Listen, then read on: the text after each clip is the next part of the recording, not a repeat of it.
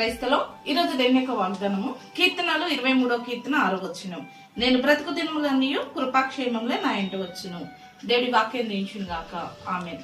అవునండి, భక్తుడు చెప్తున్నాడు, నేను బ్రతుకు దినములన్నీ కూడా నా వెంట కృపాక్షేమములు వస్తాయని దావీదు భక్తుడు పలుకుతున్నాడు. అదే రీతిగా దావీదు భక్తుడు తన జీవితంలో దేవుని యొక్క కృపా సమాధానం పొందుకొని ముందు కొనసాగాడు.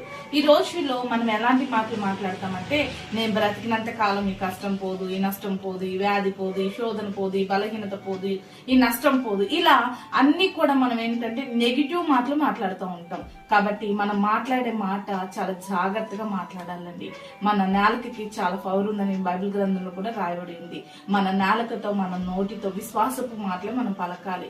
దావీదు భక్తుడు వలె కృపాక్షేమములు మన వెంట వచ్చేలాగా మరి దేవుని యొక్క వాక్యము ద్వారా మనం బలపరచబడి అన్ని క్షేమకరమైన ఆశీర్వాదమైన వచనములు పలుకుతూ దేవుడిచ్చే కృపాక్షేమములతో మనము కూడా ముందు కొనసాగుతూ దేవుని మహిమపడతాం. అటు రీతిగా కృపాక్షేమముల చేత అనేక రకాల ఆశీర్వాదాల చేత దేవుడు నిన్ను, నీ కుటుంబాన్ని దీవించి బలపరచును గాక. ఆమేన్. ప్రార్థన చేసుకుందామండి. సకల ఆశీర్వాదాలు కారణభూతులమైన మా ప్రియ పరలోక తండ్రి, ఈ యొక్క ప్రార్థనలకు ఇస్తున్న ప్రతి బిడ్డని జ్ఞాపకం చేసుకోండి.